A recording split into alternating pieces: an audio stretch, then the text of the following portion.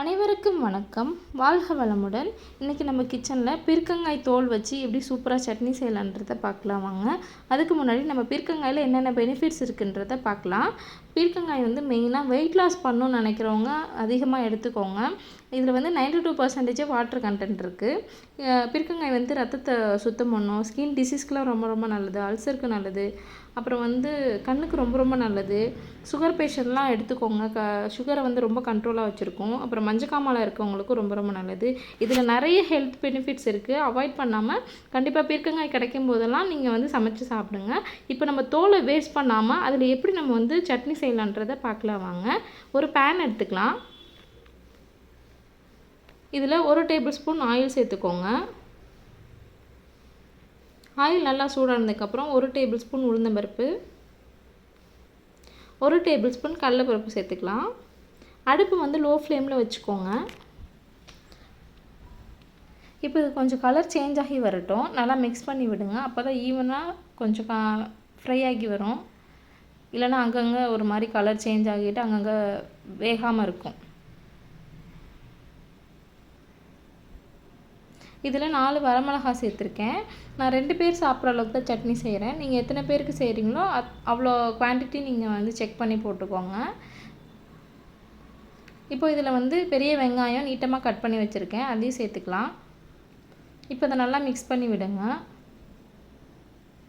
வெங்காயம் ரொம்ப colour change ஆகிற அளவுக்கு வதக்கணும் அப்படின்னா கிடையாது. கண்ணாடி பதம் சொல்லுவாங்கள்ல, அந்தளவுக்கு இருந்தாலே போதும். சிம்பிளான ரெசிபி தான். டேஸ்ட்டாக இருக்கும். ஹெல்த்துக்கும் ரொம்ப நல்லது.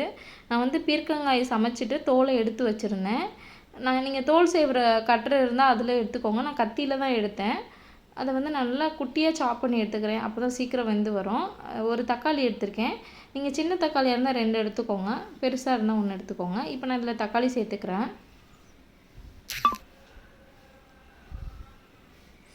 தக்காளி நல்லா வதக்கி விடுங்க.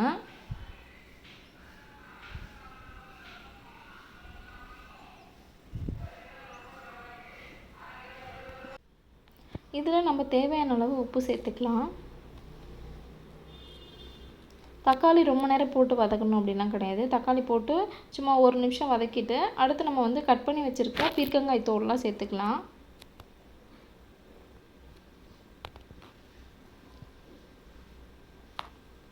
இப்போ அதை நல்லா மிக்ஸ் பண்ணி விடுங்க.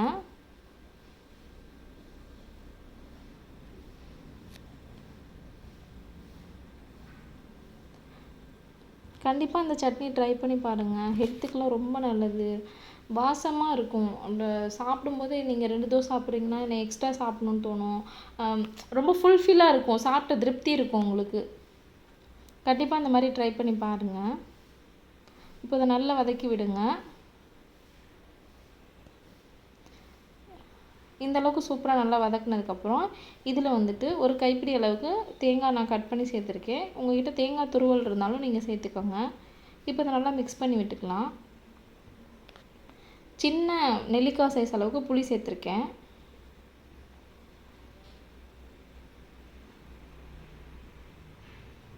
இதை ஆற வச்சுட்டு மிக்ஸி ஜாரில் போட்டு நம்ம அரைச்சி எடுத்துக்கலாம். நைஸாகவே அரைச்சிக்கோங்க. சூப்பராக அரைச்சி எடுத்தாச்சு. பார்க்கவே எவ்வளோ சூப்பராக இருக்குன்னு பாருங்கள். இப்போது இதுக்கு நம்ம தாளிப்பு ரெடி பண்ணிக்கலாம். ஒரு கடாய் எடுத்துக்கோங்க. அதில் 2 டேபிள் ஸ்பூன் அளவுக்கு ஆயில் சேர்த்துக்கோங்க. நல்லெண்ணெய் இருந்தால் சேர்த்துக்கோங்க. ரொம்ப வாசமாக இருக்கும். இதில் 1 டேபிள் ஸ்பூன் அளவுக்கு கடுகு சேர்த்துக்கோங்க. கடுகு நல்லா பொரிஞ்சு வரும்போது ஒரு வரமிளகாய் கிள்ளி போட்டுக்கிறேன். கொஞ்சம் கருவேப்பிலை சேர்த்துக்கோங்க. இதில் கொஞ்சமாக பெருங்காயத்தூள் சேர்த்துக்கோங்க. தாளிப்புக்கு எப்போவுமே அடுப்பு லோ ஃப்ளேமில் வச்சுக்கோங்க. இப்போ இந்த தாளிப்பு சட்னியில் சேர்த்துக்கலாம். இப்போ நல்லா ஃபுல்லாக மிக்ஸ் பண்ணி விடுங்க. அவ்வளவுதான். சூப்பராக பீர்க்கங்காய் தோல் வச்சு சட்னி ரெடி பண்ணியாச்சு. தோசைக்கு இன்றைக்கி நாங்கள் தோசைக்கு தான் சாப்பிட்றோம். இட்லி எல்லாத்துக்கும் சப்பாத்தி கூட சூப்பராக இருக்கும். கண்டிப்பாக இந்த மாதிரி ட்ரை பண்ணி பார்த்துட்டு எப்படி இருக்குன்னு கமெண்ட் பண்ணுங்கள். Subscribe and follow my channel. Thank you.